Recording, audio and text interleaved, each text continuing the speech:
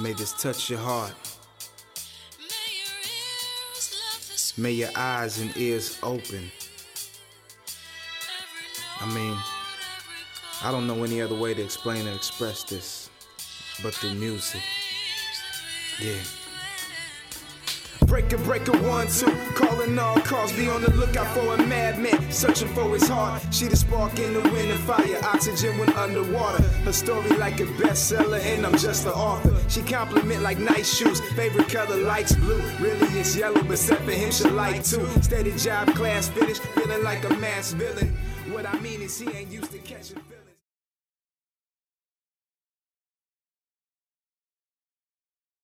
What up, people of the world? SupremeReaction.com. I'm DJ Doleak, and I'm here with artist VGo D'Artiste. What's up, man? DJ. Chilling, man. Chilling, man. You know what I'm saying? You know, thanks for coming on the show. Yeah. Hey, all I gotta ask is, who the fuck is VGo D'Artiste? Man, VGo D'Artiste, man, it's this next wave, you know, of music, you know. It's a brand, you know. When I look at what I try to present to the world, like I look at it like it's a brand versus it being about just one particular artist.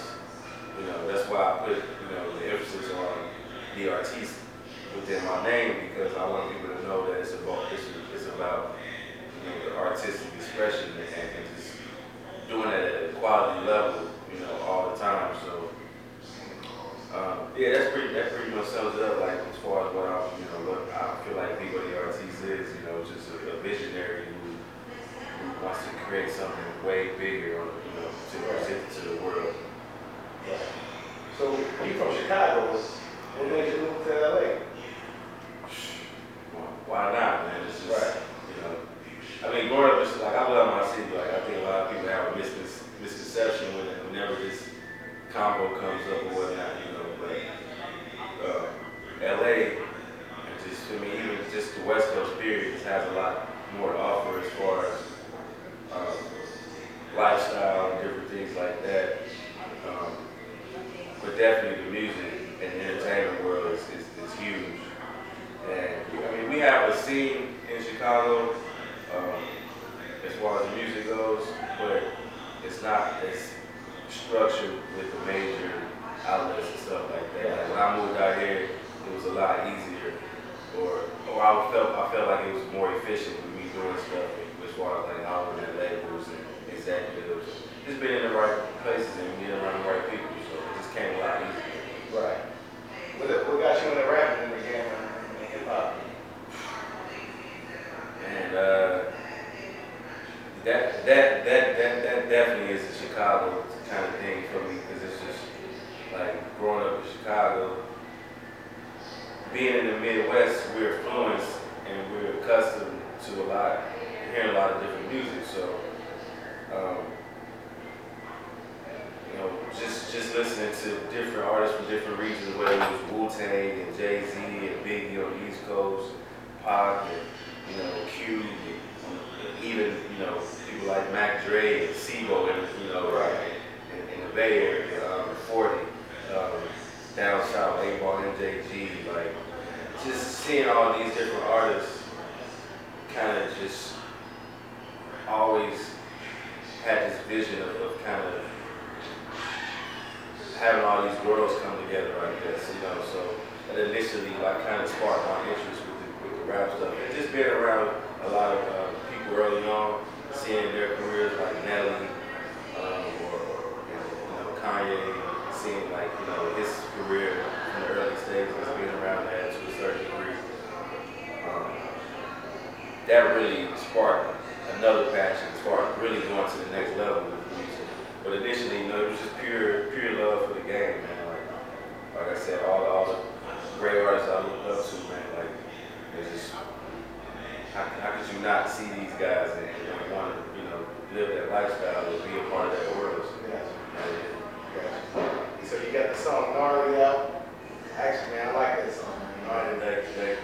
Explain how you come up with the writing concept. And that's an interesting, because it was kind of like a day process. One day I was. It's my first time telling this too. Supreme Reaction, you get it. Exclusive. Right. I was in the club one night, and you know, we're doing what we do in the club, you know, partying, drinking, you know, smoking and different things, and I was just watching the reaction of the crowd to certain records, and it wasn't one particular record that did it, but it was just kind of seeing the frequency and the vibe of what people was moving to nowadays, and I'm a student of the game, you know, I really study, like, you know, that's kind of weird, like, you know, people probably look at me like in the club, like, why is this dude looking, but I really, it's a sport to me, you know what I'm saying? So, like I said, I was watching people and how they was just moving, and certain records just turned them up, and I was like, you know, that's gnarly to me, you know what I'm saying? That's fun to me, so that night I pretty much came up with the hook, and that's how the writing process started. So I went to the studio probably like the next day, laid the hook and like the first 2 verses. And then even when I laid the first 2 verses in the hook, it was kind of, I didn't even know like if I was for real with it. It was just kind of fun. And I didn't know if it was going to be something I was just going to keep on my computer or not. Right. But once a couple people heard it, their reaction was crazy, so I was like, all right, let me throw this. Shit was gnarly. Yeah, it was pretty gnarly, so I threw the 3rd verse on it, and then from there, man, it just went crazy. Like, we started this campaign with the clothing that's coming soon.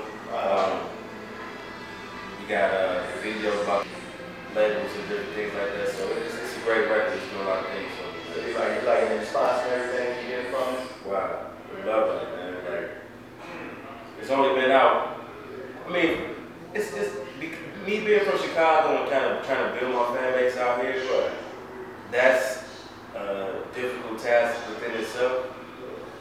But so I don't really judge like, you know, like my YouTube views or maybe like how many fans I may have on Twitter at this current moment, because I'm just focused on making great music, and I feel like over time people are gonna catch up, because it's just what I do. I feel like it's a lot of people can't do it at the rate that I do with me and my partner.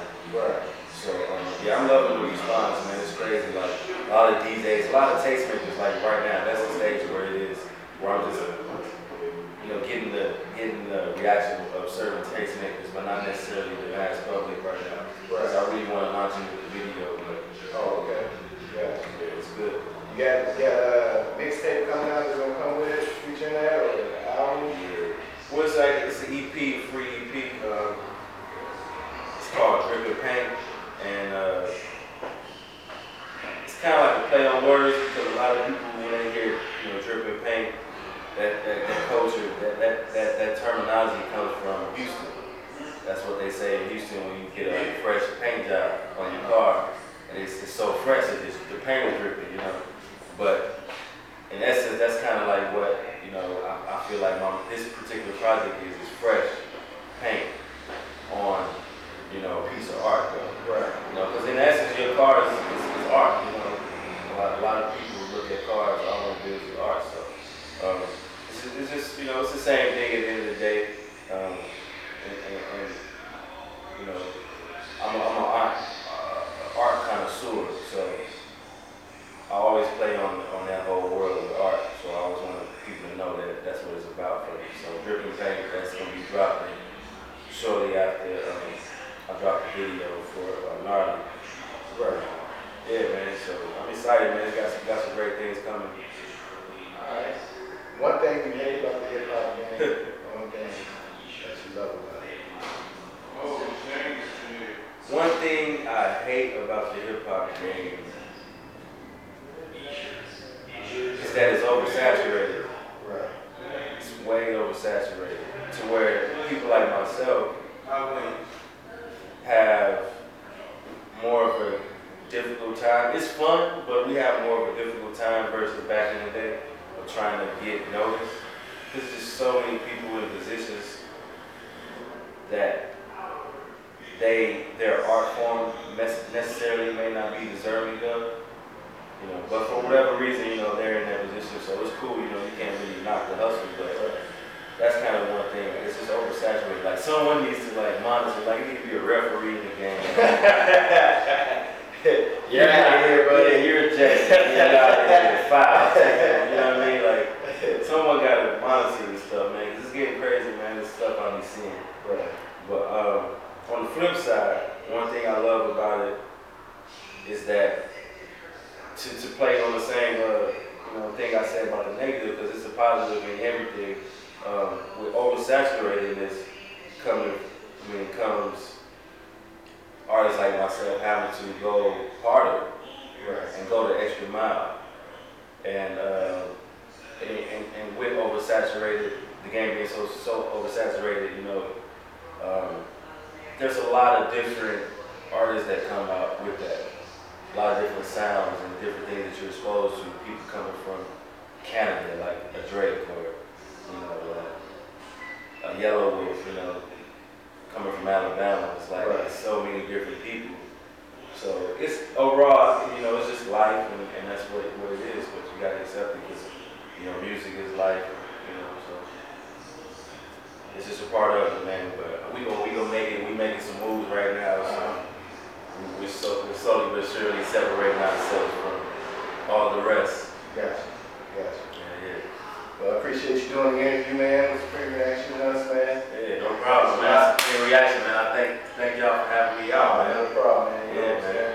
VGo D'Artiste, DJ Doleak, and we out. SupremeReaction.com, the best hip hop site you can think of. Yo, shout out to Pink Dolphin, shout out to Han Cholo, shout out to my crew, the Gnarly Gang, my producer of the show, Carson killing it, Clyde Carson. Make sure y'all go get that Clyde Carson record, Slow Down, and follow me on Twitter, VGo D'Artiste, artist with E, VGo D'Artiste.